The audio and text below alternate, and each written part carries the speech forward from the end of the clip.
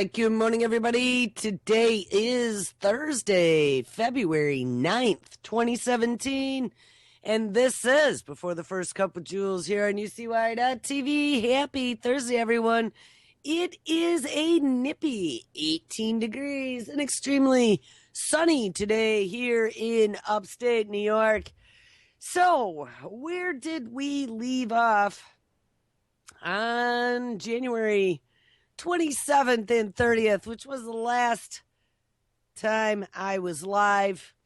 We titled the show Rise of AI, Exascale Computing, China, Google, and the Singularity. And then the next day, we listened to the Davos discussion with Ginny Rometty and a bunch of other pretty prominent people in the AI market about the future of artificial intelligence. Of course, Davos is the yearly conference with large corporations and billionaires talking about how they are going to steer the ship for the next year in the future.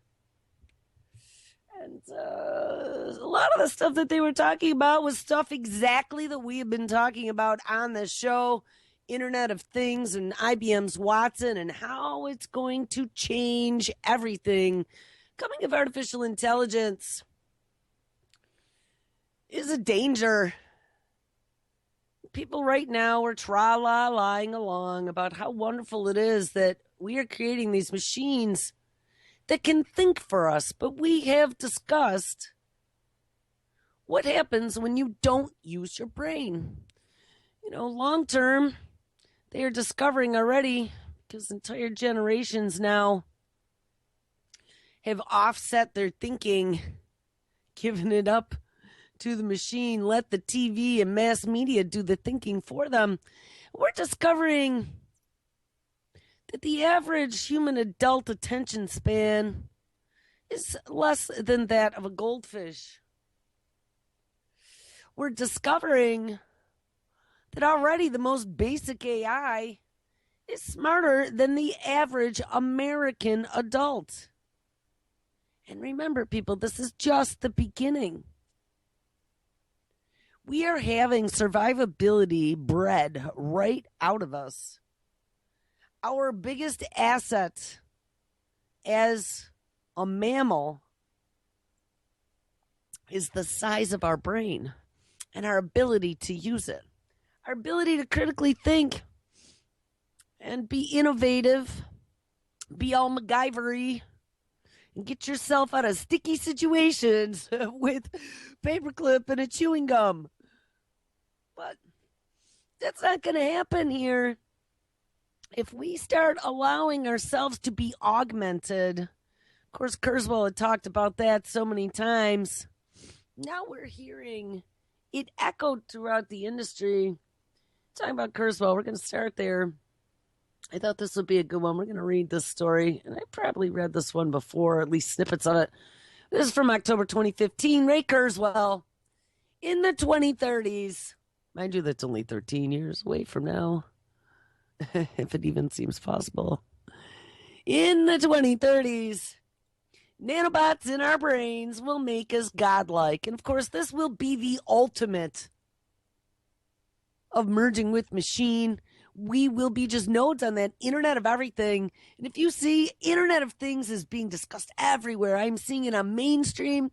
I'm just seeing it like it is just the term du jour now for 2017, and it's cool to get all of our smart devices, our homes, our cars, our TVs, everything. It doesn't matter if your TV's been spying on you for the last 5 years and they never told you. Vizio. No, it doesn't matter at all. You know, I found it interesting, too.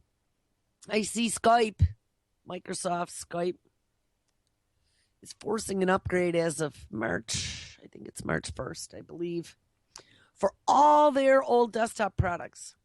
Now, from one hand, I can understand. I've worked in an organization where you've had to support large numbers of users. And if everybody had different versions of software, it was very difficult to support that software across a large number of users.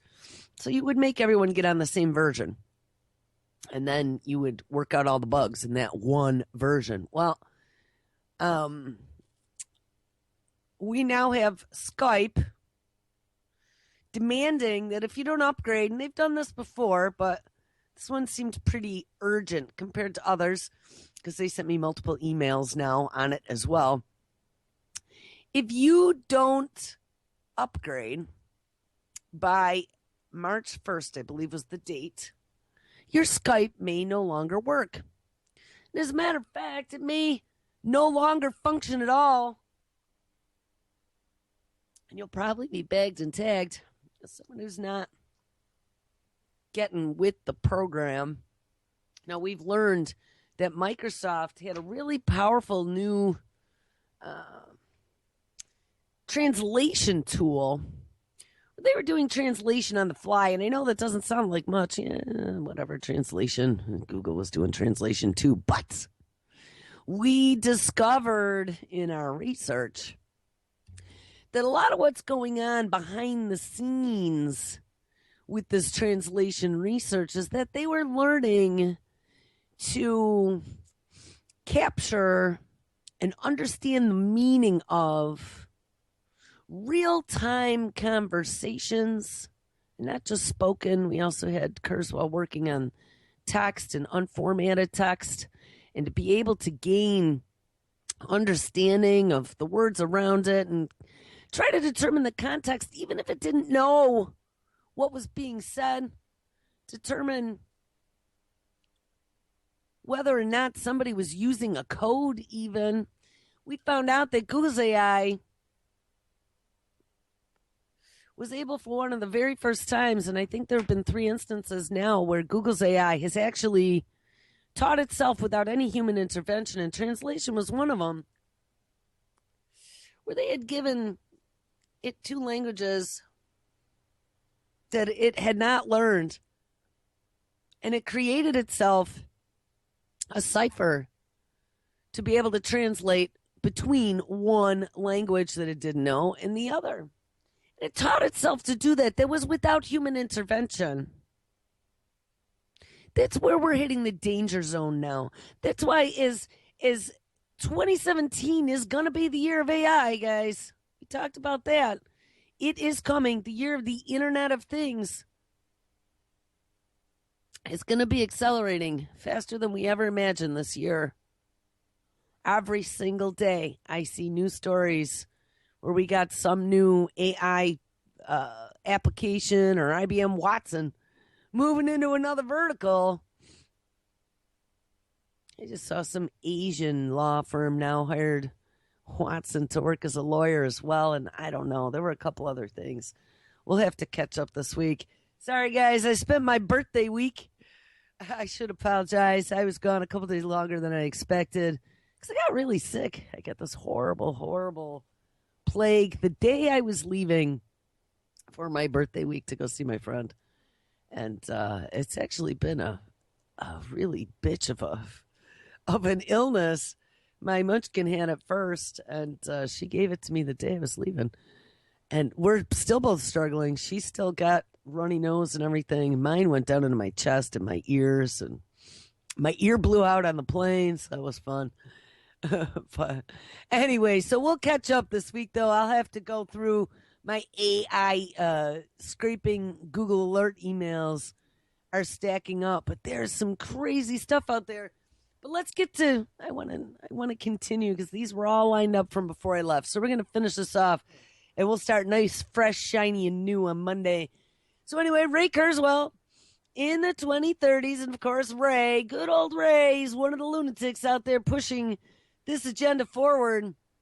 In the 2030s, nanobots in our brains will make us godlike. Now, you know, the fact that they are discussing AI, the future of AI, the future of 21st century medicine. Yeah, that was another big topic at Davos. They're discussing the Internet of Everything and smart factories as well. The fact that this is being discussed at Davos means this is where the global controllers who make these main decisions are going to be taking us. This is how it's going to be better, faster, cheaper. They'll have more control. We've already seen in India, they started hauling back on the big bills. And they're pushing forward with this universal ID and cashless society, biometrics. It's not going to be too long. I believe it was 1.2 billion people they rolled that universal ID out to in India. That was in collaboration with IBM, by the way. IBM again. It's not. They are a grand experiment. Mark my words, that will be rolling out here at some point in the not too distant future. You're going to see all these reasons why the old school cash is no good, and it'll allow for illicit activities. And we can't track it, and that money is dirty. I've actually seen that a few times in publications. All the germs that could pass on money. Why are we even using it anymore? Yeah, well, make sure you question that. Because when money is gone, and trust me, I hate touching money because it's disgusting. Every time I touch a bill or a coin, I have to go wash my hands. And if I can't, then I make sure I don't touch anything on me until I can. So I do kind of agree with that. They should run it through some sort of ultraviolet sterilizer. But on the other hand, cash is king. Cash is cash. We don't want to get rid of cash, guys. I don't want to have some alternative form of underground monetary system if they take cash away. And it'll be like kidney beans or something. We'll be paying in things that mean something. Cows and cats. I don't know. But we don't want cash to go away, and they're really pushing that, again, as part of this control grid. We're going to have us connected as part of the Internet of Everything. We're going to have our cash connected to the Internet of Everything, and eventually you won't even need your card, right? We've been looking, these body hackers. Eventually Regina Duggan was really pushing the token. You just wave your arm and get your magic powers to be able to walk into a room or pay for your dinner, get into your house. As they spin out a universal ID, it'll be all for the ease of things. And you don't have to remember any more of those pesky passwords. And again, I do have to admit, I hate having 10 million passwords. Especially after you get forced to change them a few times. And then you're like, you don't remember which one was which for which. And especially as you're getting older, it does get a little bit harder. I do like my dad with his spreadsheets of his passwords that he keeps all locked up. Anyway, in the 2030s, nanobots in our brain will make us godlike. And this is the scary part. Because as we're seeing these rich tech lunatics all steering us toward the singularity, the one thing that they've all been talking about is how we're going to be able to live forever. They have a God complex. This is what is driving the ship right now, is lunatics wanting to crack all of the secrets of life. So the end game will be that they can live forever. I don't want to get granularly into that. I've been doing a lot of research on my own. I get a lot into nutrition and bodily systems lately. Now, this has been a really big hobby of mine, and I've really been digging into lots and lots of things. But I just saw something interesting. We found out, according to the longevity scientists and tech billionaires, that one of the ways that they think they might be able to find the fountain of youth, we've talked about this for the last few years. We've been seeing research on this, is the length of your telomeres. Every time your body has some sort of stress, whether it be oxidative or you're exposed to something that's poisonous or radioactive or chemical or stress, or you party too much, you do anything that's bad for you, which is just about anything we do in excess,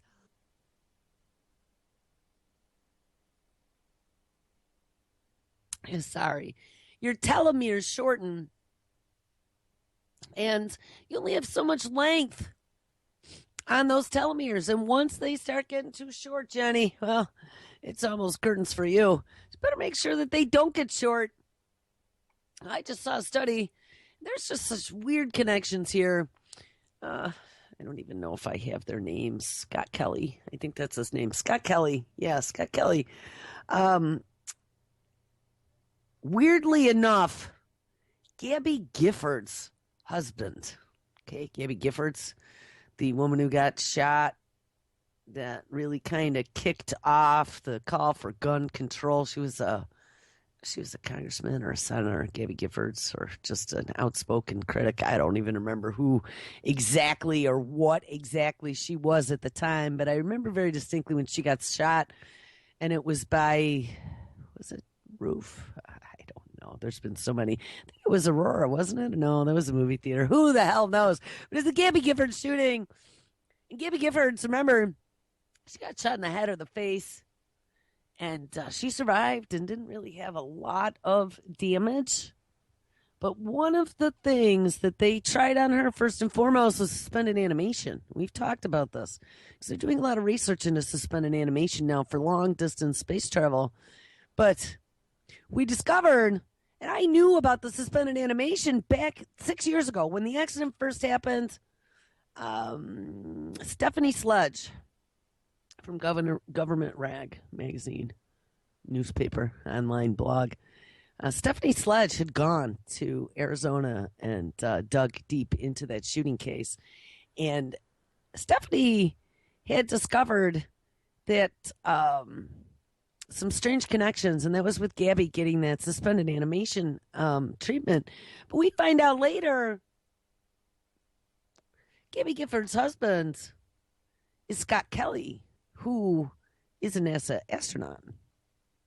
NASA and DARPA happened to be the yin and the yang that have been experimenting with this sort of suspended animation, dropping the body temperature, lowering the core temp to slow down the bodily processes and put us into some sort of hibernation. And again, like I said, this is in preparation to try to figure out how to do some long distance space travel.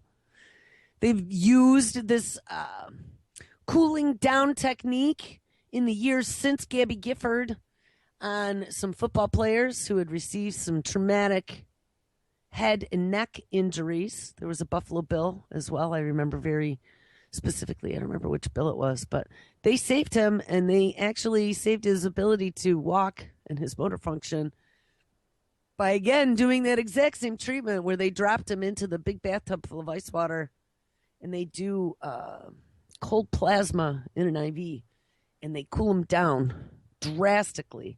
So all their bodily functions go into slow-mo, and their brain doesn't require as much oxygen. Get it? So anyway, I see. So there's all this history that I've been looking into for a long time that had connections back to NASA and the Scott Kelly, Gabby Gifford's husband. I see a story the other day. This is kind of off topic, but quite not, because it ties to telomeres. That there is a new program at NASA called the NASA Twin Study. And something I didn't know until just very recently is that Scott Kelly, Gabby Gifford's husband, who works at NASA, who was the astronaut who stayed in space the longest, by the way, has a twin brother. And his twin brother, Mark Kelly, is also in NASA. Now, how weird is that? And this twins program, what they've been doing is they are utilizing the Kelly brothers as part of an experiment. And there is a division. I don't know. This was just the strangest thing. And the more I dug, the weirder it got. There is a division within NASA. And hold on, if I could scroll down there. I think it was called the Human Experiment Department or something. They literally have a human experimentation division. And I don't know. Here, Human Research Program. That's what it is. And I don't know if that was created for the Kelly brothers or if it existed before them, But this twin study that these Kelly brothers are a part of now through NASA is part of this NASA human research program. So let's read this, because here's what happens. Scott Kelly was the man who spent the most time in space ever. And he was on the space shuttle. He broke some huge record. And, of course, they are trying to crack how we'll be able to get off this rock and spend long periods of time traveling or going to the moon or to Mars or to Europa. They think Europa is a potential candidate, or Galice. That's one of the Earths way out there. They think they found, but the rich tech billionaires, this is what they're putting a lot of money into, if you notice, is getting off this rock. And private space programs. And this is another new 21st century push. We got to get off this rock.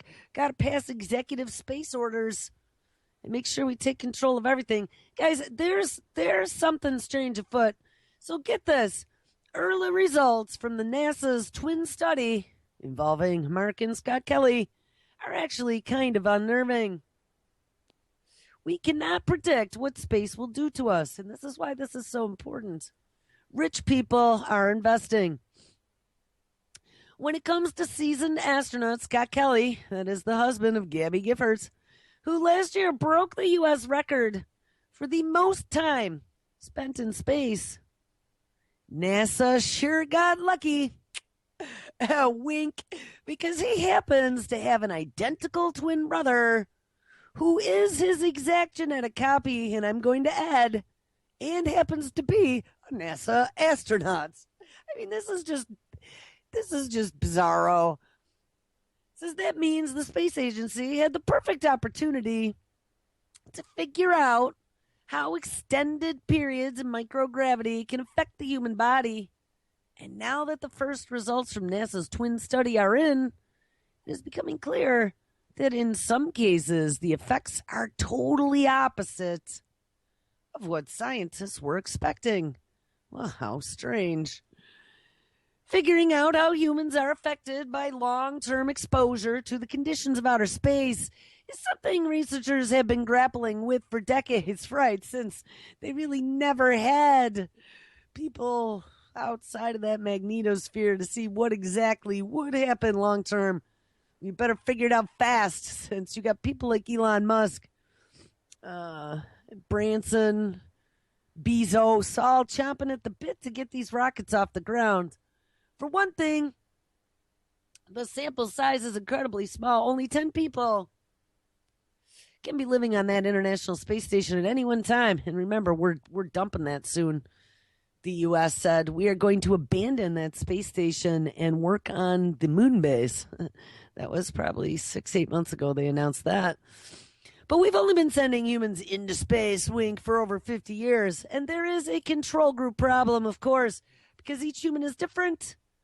So if a particular person experiences biological or genetic changes out in space, there is no way to know if they would have experienced the very same thing on Earth had the situation been different. Well, don't worry about it, because that is why the Kelly brothers are so damn important. Ding, ding, ding. I don't know. I'll have to send this to Stephanie. I don't know if Stephanie saw the story, but I'll have to send this to her. Mark Kelly, of course, being Scott Kelly's identical brother, again, like I said, who also happens to be an astronaut. They possess the exact same genetics, which gives scientists the opportunity to compare how his body changes here on Earth are different or the same as Scott's body's changes in space over a specific period of time. And that is the premise of NASA's landmark twin study. I thought there was, in the past, if I'm not mistaken, someone correct me if I'm wrong, and I'm still kind of hazy here with this illness, but I am pretty certain that I started reading about some weird experimentation and studies way back when with some sort of MK Ultra, MK Butterfly, MK a la CIA weird experimentation from like the 60s, 70s, and potentially 80s that was going on with twins as well, and ESP and that type of stuff. So, and I am pretty certain of that. So this is not a new thing, them studying twins. I don't know, though, if they got lucky or if this has been something that they've been studying on these guys for a long time. It struck me that this just came out of the blue, and look at this grand old study. And lo and behold, it was tied to longevity. So anyway, this is the premise of NASA's landmark study, just being carried out in 10 individual investigations. So this is just these guys across 12 universities. So 10 investigations, 12 universities, all dedicated to looking at various aspects of Scott and Mark Kelly's biology. Well, golly, isn't that a lot of resources to be dedicated to looking at the cells of two dudes? 10 individual investigations for probably millions, if not billions of dollars being spent across 12 universities. To give you an idea of the brothers' history, Scott Kelly spent 340 days in space between 2015 and 2016, and has spent a total of 520 days in space during his entire lifetime.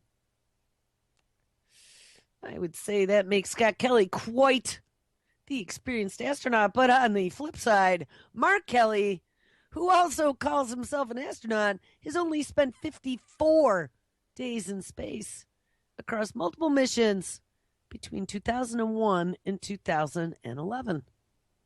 The results are only just coming in now.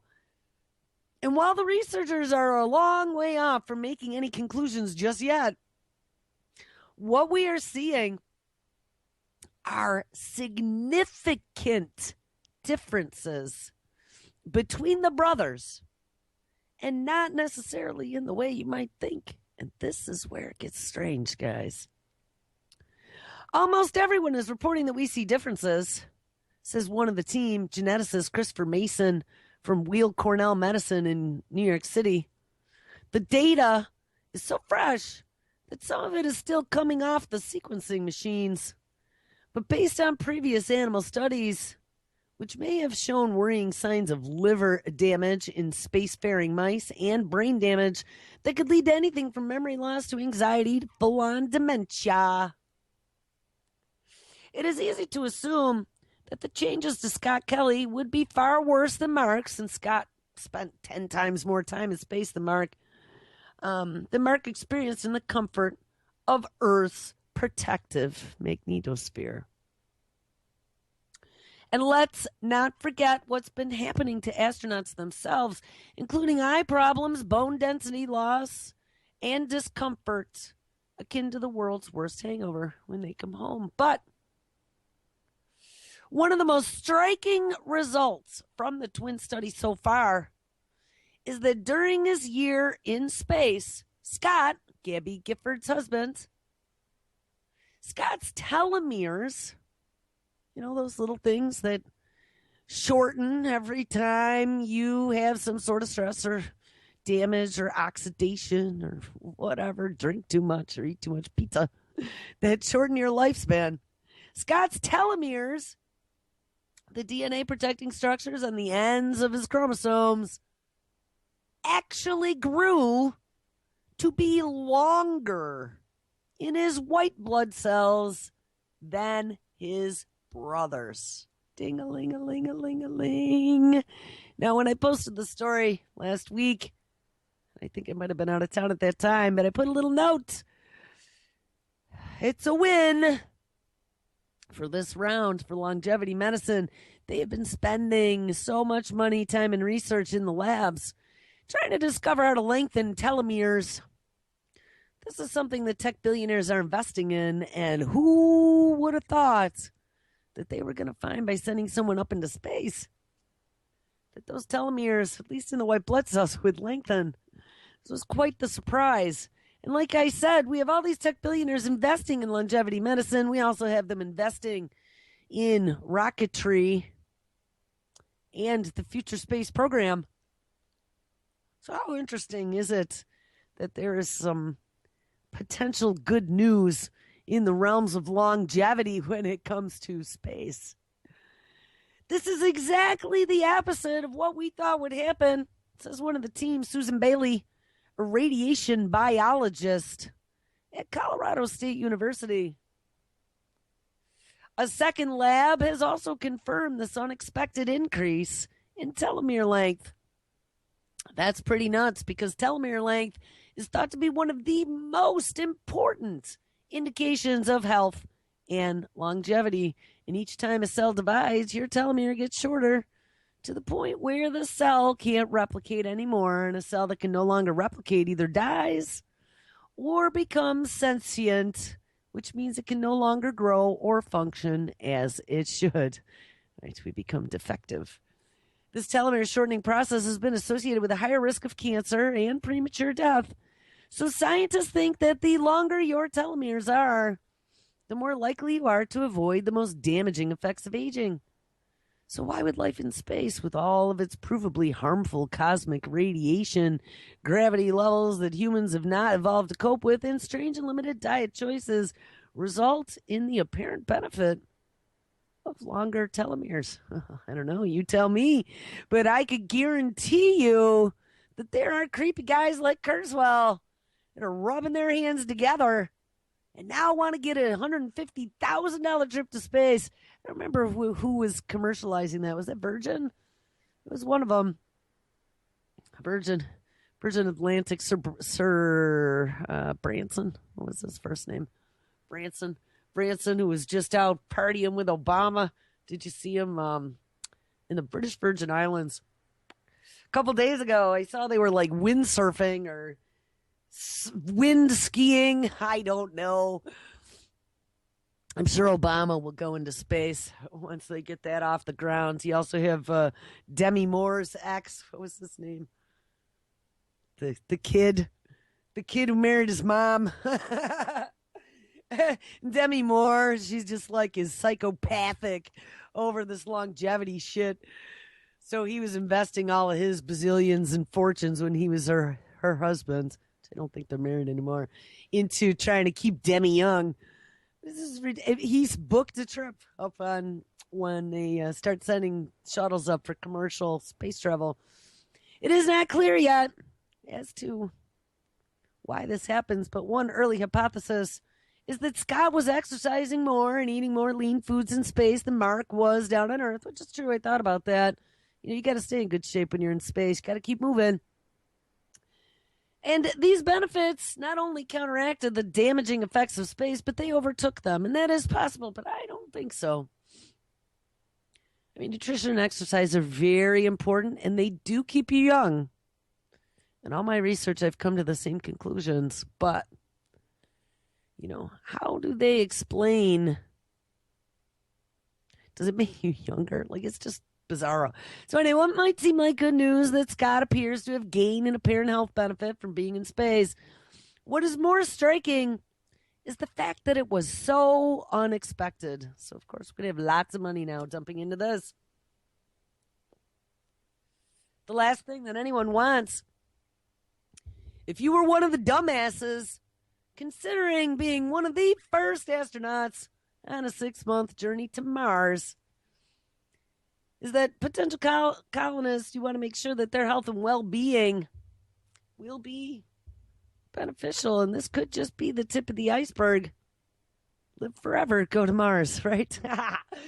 Well, other initial results from NASA's twin study have revealed significant changes in gut bacteria between the brothers, ding, ding, and shifts in gene expression, as in space appears to alter the way our cells process basic genetic information. This is pretty nuts. So we're just learning this now after 50 plus years of sending men up out into the upper atmosphere. such changes happen in earthbound people all the time, associated with environmental shifts such as changes in diet and your sleep habits. But the changes in Scott seem to be quite a bit larger than normal, perhaps due to the stress of eating freeze-dried food and trying to sleep while floating in space. These early results were reported in Texas on January 26th at a meeting of scientists working in NASA's Human Research Program. And that was the first time I had actually heard about that program, was this article. Peer-reviewed papers detailing the findings are not expected for at least a few months, while analyses are carried out and the results confirmed. So we will have to wait and see what researchers turn up. But if this is anything to go on, we should expect a whole lot of surprises, because it looks like when it comes to space, we have barely even scratched the surface of what can happen out there.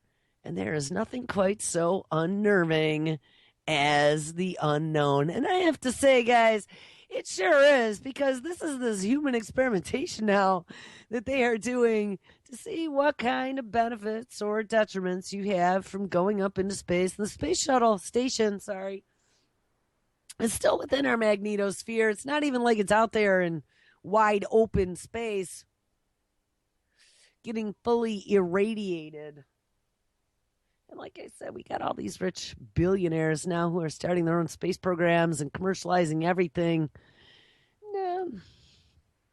I have a feeling that they already had some ideas that telomere lengthening was a potential benefit, because they are all over longevity medicine. Now, of course, we have nanobodies that they are working on, the nanorobotics. Nanobots in your blood, robot doctors, is something that we had first read about back 3-4 years ago, when they were talking about how it would be in long-distance space travel. We would have to have something like a Star Trek doctor in our blood that is able to detect and repair bodily dysfunction before you even knew something was wrong. Since you're not going to have robot surgeons, well, you might. You might by that time.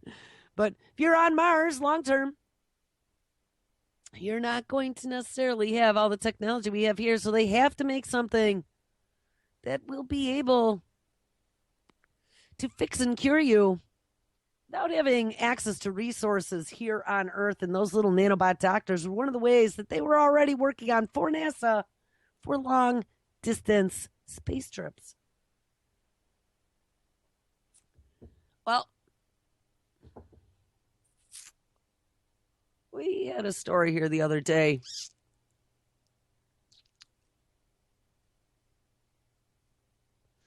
From Elon Musk, again, another gentleman with his own little space program. Elon Musk, you gotta love to hate him. I don't hate Elon Musk. I like Elon Musk. He just makes me want to trust him, but I'm afraid I get sucked in easy. And Bill Gates was one of those people for me back in the 90s. I wanted to trust Billy, and I did. We listened to every word Billy said. I just dangled on that next carrot for what he was going to envision for the future. Bill Gates has led us now to a place where I don't like where we've gone. Bill Gates is in this mad science mode, talking about reducing carbon quotients and utilizing vaccines to help reduce the population. Elon Musk, though, is pushing forward. He's on all these different councils, tech councils. He's on that one of the federal councils now to be an advisor, and he's taking a lot of flack for it. He's got his own space program. He's building his self-driving cars. He's working on his power wall and all this other stuff. Well, Elon Musk is also preparing to release brain hacking technology. We've talked a lot about this. It's all about now getting into the recesses of the mind to be able to manipulate and control everything. And it's in the name of keeping you safe and keeping you healthy, of course.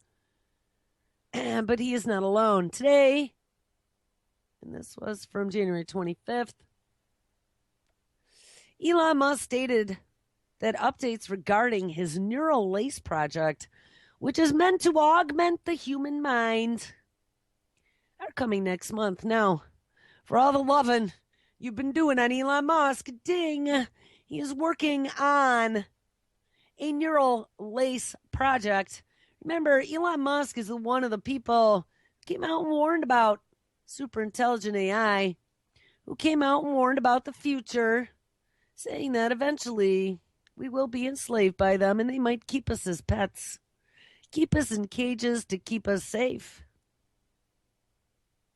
He is on that committee against autonomous killing AI machines, along with a lot of the other well-known tech moguls. Making a new kind of human. Well, the age of the machine is well underway. Now, remember, we read a story 2 weeks ago that was from 2007, I think it was 2010, out of the New York Times, that had looked at the whole future of the singularity. And that was from 7 years ago. Looked at Kurzweil, Larry Page, Sergey Brin. It was all the Google people laughing away about their singularity university and all these new disruptive technologies that were coming in the future that would allow us to merge with the machine easily, augment ourselves, the next evolution of humans that would be able to take us to that next level of solar system traveling entities. See, they are certain that the next chapter for the human race is to get off this rock and to start populating our solar system. And that's no joke. This planet is too small and too polluted, they say. So it's time to dump our money into getting off this rock as fast as we can. Of course, if you have the money. That's what all this is about, by the way. Our tax dollars are going into paying for a lot of this research that's going on and all this stuff, whether it be from DARPA sprinkle dollars or NASA sprinkle dollars. It's the same division, just the dark side versus the light side. But all that taxpayer money that's funneling into those programs is being used to fund the research that will be used to not only get these rich people off this planet, but to help them live forever. Guys, everything we do is feeding this machine. So as we step up for experimentation or whatever, clinical trials, we are feeding this data into a system that they could tell us all day and night is going to be for us, going to be for little Johnny. It's going to be to cure him. It's going to be for Johnny's progeny to be able to survive 2 generations in the future when planet Earth looks like it came out of a copy of Dr. Seuss's The Lorax, or out of Wall-E from Disney. And it, well, guys, it's just so sad. But as they use their DARPA synthetic biology push a button to create life on the fly that might be able to go and terraform Earth and fix it again like they're going to do tomorrow. Say, it'll be all better after that, but don't worry about it. We're spending all this taxpayer money into trying to create new humans, new life, new Earth. No big deal. The age of machines is well underway, and there is a very good chance that humanity will be left behind. Oh, sorry, Charlie. Artificial intelligence is beating us at poker. It also beat us at the game Go. It is saving lives like Dr. Watson by identifying diseases when human doctors fail. It will be running our grocery stores. It'll be driving our cars. And AI, and we talked about this not too long ago, is now creating AI on its own without human intervention. So soon, very soon, and this is not me, this is the story, our competitors, which happen to be the AI computers, will surpass us in every skill imaginable. This fact concerns a number of individuals, as artificial intelligence is predicted to outpace humanity at an unprecedented rate. And remember, the law of exponential returns. Computers creating computers, AI creating AI. It just keeps going in that upward slope. It's not a nice little curve anymore. It's just going straight up. And it's happening faster than we could ever imagine. And they are not alerting us yet. Remember, every time we read a story, they're like, well, it's a long way out there. And then every once in a blue moon, we'll find a story where a real researcher comes out and goes, oh my God, it's happening so fast. We can't even believe it. It is, people. It is happening faster than you would ever imagine. And one day, ding, it's just all going to be here. Surprise. And they probably wouldn't even tell us. It's going to be integrated into all of our lives and into the back end. So it just looks like magic on the front end.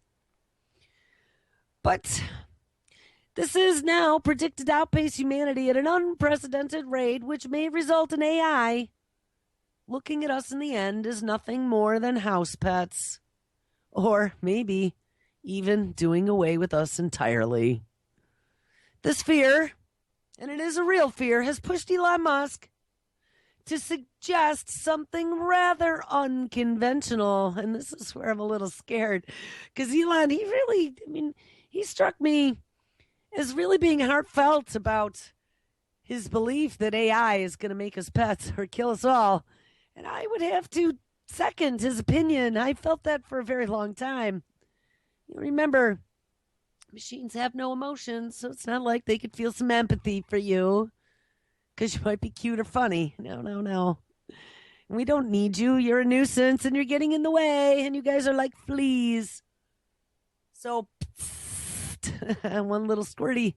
And that's the end of you, Charlie, especially after the AI was turned on to all of our medical records and given access to all of our genomic data, so they know everything about us and all of our weaknesses and chinks, and the easiest, most efficient way to snuff us all. I mean, we really should be concerned about that. Sure, Watson's saving lives now, but, the military is also a part of all of this AI research, and I don't really know how closely the DoD is working with IBM on Watson per se, but they are definitely working with IBM. There's a very long history of IBM working with the federal government and with other federal governments and with other governments, like back after World War II. But we read a story not too long ago about IBM creating a new, extremely fast supercomputer and then giving it to, I believe it was Lawrence Livermore in California, to be able to start doing some experimentation with it. So you know that they all have a finger in everybody's pie.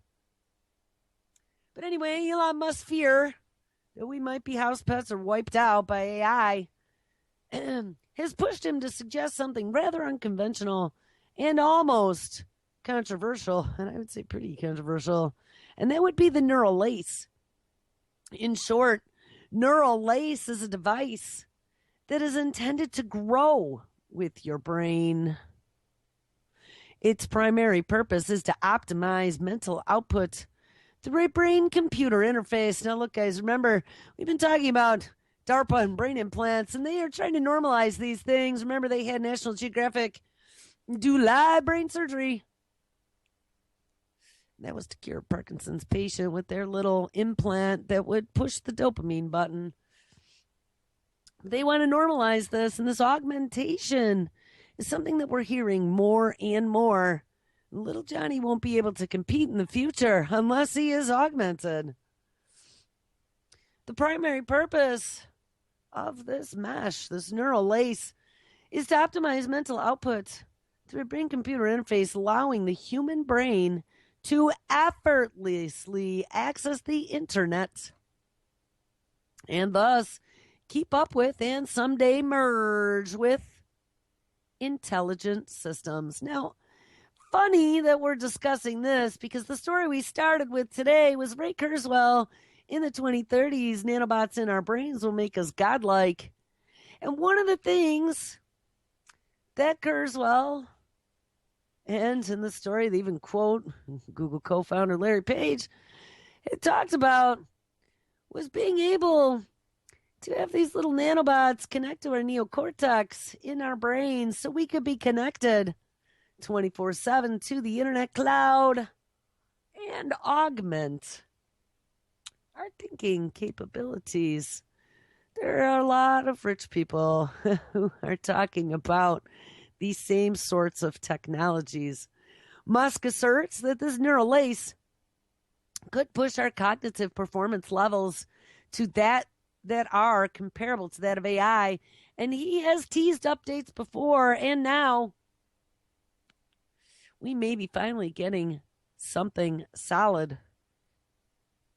However, Musk is not the only one working to ensure that humanity can keep up with AI. So, like we've talked about before, the haves and the have-nots, you're either going to get augmented or you will be left behind, puny human.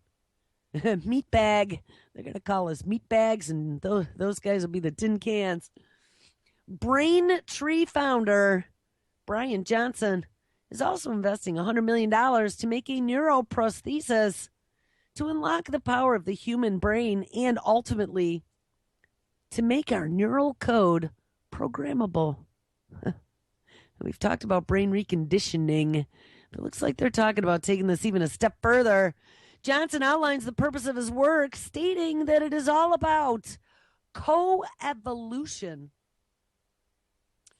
Our connection with our new creations of intelligence is limited by screens, keyboards, gestural interfaces, and voice commands, constrained input-output modalities, but we have very little access to our own brains, limiting our ability to co-evolve with our silicon-based machines in powerful ways. Guys, they are talking about some really, really scary ass shit, and I am afraid to tell you, but this whole 21st century cures thing and this whole push for curing mental illness, diagnosing mental illness on a spectrum through your smartphone and your neurological surveillance that was listed in the 21st Century Cures Act is all a part of the same thing that we are talking about.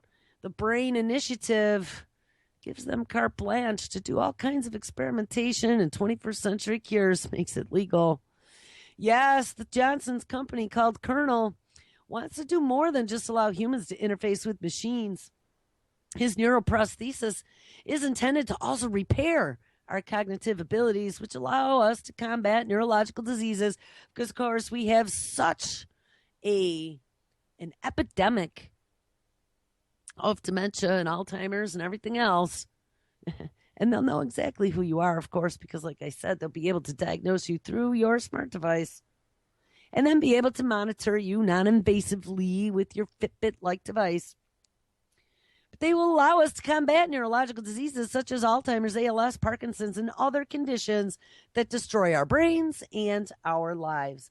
And I'm not saying that there aren't diseases out there. I'm just saying be careful what you ask for, because the cures are going to turn us into somebody else's marionettes. And they even said my famous phrase, ding, ding, this is just the beginning, and we cannot forget that. Such advancements could allow us to literally program our neural code, which would allow us to transform ourselves in ways we cannot even imagine. Guys, the world 5 years from now is going to be complete and utter lunacy if all this stuff is allowed to go unchecked. We could literally program ourselves into the people that we wanted to be. Sounds like something out of science fiction, but it is based on remarkable scientific work. And in short, devices under development work by replicating the way that our brain cells communicate with one another. This tech envisioned is based on 15 years now of academic research that was funded by who? Oh, the National Institute of Health and DARPA. So get ready. Human super intelligence is only a matter of time. Well, guys, I hate to say I told you so, but I told you so. And where are we going to end this one up? I don't know. There's all kinds of crazy stuff going on. And I think we will continue here tomorrow, but we might as well hit this one up. We heard another tech billionaire is getting in the game, and that one would be Zuckermucker. Good old Zuckermucker. Somebody in chat dropped me the story yesterday. We had read the initial story about Zuckerberg wanting to cure all diseases and using his fortune to do it. Well, listen to this. Mark Zuckerberg is now paying nearly 50 scientists, and I believe it was 47 I read, as part of his plan to cure all diseases. It's got to make you feel warm and fuzzy. We got all these tech billionaires right up our asses discovering how to make us live forever. Mark Zuckerberg's wildly ambitious plan to treat and cure all diseases has made a step forward with the announcement that it is funding dozens of scientists over the next 5 years. The Chan Zuckerberg Initiative, more affectionately known as CZI, is an organization run by Facebook co-founder and pediatrician Priscilla Chan, who is Mark Zuckerberg's wife, and launched with a $3 billion with a B dollar check in 2016. Its aim is to help, quote unquote, cure all disease by the end of the 21st century, with a focus on investing in long-term scientific research that won't necessarily pay off straight away. Part of the CZI program is the Chan Zuckerberg BioHub, a medical research organization. And on Wednesday, the BioHub announced that it is providing $50 million in funding to researchers. This cash is going to 47 different people to fund their research for the next 5 years, with up to $1.5 million each. These investigators are looking into a range of areas, from imaging cells to developing biochip technologies, as well as to studying things such as malaria. All right, guys, make sure you stick around. Lonnie Clark is live up next, and we will continue this tomorrow. Everybody take care.